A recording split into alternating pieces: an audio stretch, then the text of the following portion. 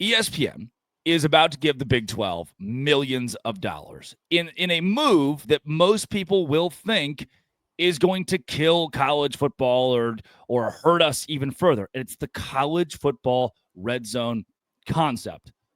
People went crazy when ESPN bought the rights to NFL Red Zone. People went nuts when they bought the NFL Network, and this is not good. But now Front Office Sports is reporting that Fox is unlikely to license Big 10 or Big 12 games to ESPN for a college football red zone. Fox said, no, we have the contract with this. We have the contract with them. Why would we give you those games for a red zone? And because of Big Noon Kickoff, Deion Sanders, Ohio State, Maserati Marv. Because of that, the amount of large games that are on Fox, ESPN cannot do a college football red zone with just its coverage. So deduce what you will from this. What I'm picking up is the Big 12 is about to get paid because the only way ESPN can go through with what could be a really good idea. I love the bases loaded. I love March Madness coverage where I can see multiple games at once. I love NFL Red Zone. This could be a spectacular idea. ESPN's going to have to give the Big 12 millions more dollars, and honestly the Big 10 too, to be able to go through with this. They wouldn't have to pay the SEC anything. They already own those. They already got it. Yep. They already have that. The Big 12 is about to get paid. I already talked about how they're rich with the streaming platform they picked up by having Peacock. This is going to compound even better. Everybody's eating in our conference on this. I don't know how many times UCF or Houston's going to be on these games, these big Fox games or Turner games that the Big 12 has, but all of us are going to be eating, man. I don't know, is ESPN in deep talks with the CW at this point? I'm not sure. Not sure how the ACC gets in this party. CW, Superman and Lois. Classic. Who do you know here? Kind of thing. But Superman's about to kiss Lois. We're gonna throw it live to the CW right now, where Lucas Scott is setting up for the win in the state championship game for the Tree Hill Ravens. I think that would be great. But this is all I could think of was the Adam Sandler Uncut Gems meme. This is how I win. This is how I win, man. Like it's not something that Brett Yormark could have forecasted necessarily that, hey, in 2 years, ESPN's going to try and do this red zone thing for college football because they bought the rights to the NFL one. I don't think he can do that, but you got to have that thought when you're putting together a lucrative contract with someone like a Fox of like, hey, here's all the benefits that Fox can give me. And if for some reason this gets any bigger in any way, we're going to have more money. But to your ultimate point is this is money that the Big 10 will get, but this is money that the Big 12 will get that the SEC will not. They'll make some extra money off the revenue of that, but the Big 12 will get a double hit on that. They'll get the rights money and the revenue that comes from that show. It's inadvertently brilliant from our conference. This is huge for our conference in a game that is just totally driven by money now, more than it ever has been, and it always has been. This is a way for the Big 12 to make money and the SEC to not. That's a huge dub for us.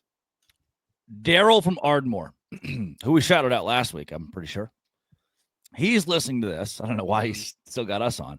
And going, didn't you just say more money don't matter? Because I don't see none of that in my pocket. And that's the same conversation that Adam from Whitney is saying. He's the big Texas A&M fan. Those are the schools that left the Big 12, Oklahoma, Texas A&M, and they did that to get more money, $20 million more per year. I'm not excited about this money because I'm going to make any of it. Right. I'm excited that it's evening the playing field. If you're sitting at number one and touting the dollars you don't get, that's stupid. If you're sitting at number 3 and now you're chasing number 1, that's something I can get behind because it's closing the gap in college football and helping us. That's why I think this revenue is going to matter. Yeah, and specifically to use those teams, OU, A&M, UT, it's like, well, now, for the exception of UT, let's focus on OU and A&M because UT was in the SEC championship game last year. It's like you guys are sacrificing championships. It literally, in the case of OU, you stopped winning championships. Yes. Just to have a little bit extra money. Not like OU and UT and A&M were starving for cash. Like, that's not what this was. They got a little bit more money to be in the SEC, to give up those rivalries, to give up those championships, to give up that regional dominance, to do that. To each their own. But now you see what you could have had if you're Oklahoma. You're like, damn, man, I could be making the college football playoff right now, going 11-1 in the Big 12. Say A&M probably has thought that the last 10 years, the talent they've had in the building. They can't get a coach who knows their butt from their armpit in the Jimbo Fisher era, but they could have been like, oh, man, could have been 10-2 in the Big 12. We could have been there. And instead you got, $20 million extra dollars. Congrats. When you get wrapped up in a major cheating scandal and the NCAA reveals that you just cheated and lied all the way to a national championship, you'll be able to pay off the fine because you have $20 million extra dollars. That was a Michigan reference, Drake. You guys will be fine. But now here's the Big 12, stable, making pretty good money, making money that, again, the SEC won't make off this deal. And you got to imagine there are some fans there thinking, can we just go back? Like, we're getting 11 a.m. games anyway. Can we just go back and win some conference championships here? I have to imagine at least some OU fans are thinking that at this point. I would hope. And this is not even that I hate OU. I was talking to a Big 12 fan recently who said, man, I just hate OU so much more than Texas. Their fan base just drove me up a wall every year. I thought, wow, I think that's an unpopular opinion.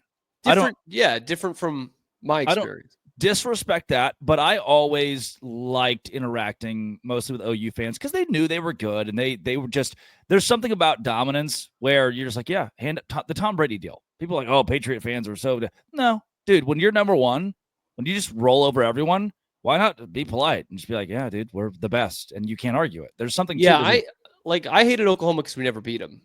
Yeah, it was not the same for Texas. Yeah, for Texas, it's like, hey, you are screaming at me that you're good, and you're not. There are metrics to prove to me that you aren't. And even when Oklahoma would slip up to Kansas State, you'd be like, okay, they still won the Big 12 championship and went to the college football playoff. So I don't hate Oklahoma fans. I just want you to understand you are becoming Texas fans. Yeah. By screaming at us that, oh, we're making money now. Oh, look at the poors over there. Look at the poor. You wish you were us. You may not make the playoff for the next 10 years. And you probably would have made the playoff 7 of those 10 years in the Big 12. Oh, well, you're just admitting the Big 12 is not as good as the SEC. Yes, it's not. We know that right now. It can be in 10 or 15 years, but it's not. I'm just saying your viewership experience is worse because you wanted some people who are faceless and nameless to you to make more money. And that money obviously is not going to improving Gaylord family because that stadium. Or your roster, by the way. Yeah. It's not like Oklahoma's been red hot on the recruiting trail or the portal. Whoa, hey.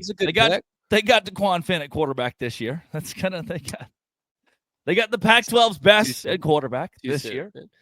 You know who should think about a Big 12 switch? I'm thinking about a team that I've heard a lot over the last few weeks how good they would be in the Big 12 and how they're going to rout a Big 12 team. This is also a team that has not won 7 games since 2019. Should Auburn take a look at joining the Big 12? Tomorrow on Locked On Big 12. As bad as they say it is. Tomorrow on Locked On Big 12. I'm just saying. That's actually not bad. I don't hate that actually at all. Welcome to the show, boys. It's Cameron Stewart of Locked On Baylor at Real Cam Stewart on the Twitter app. Thank you for making our shows your first listen every single day. This has been and always will be Locked On. Thanks again for making our shows your first listen every single day. A crossover with Baylor and Dose Grande.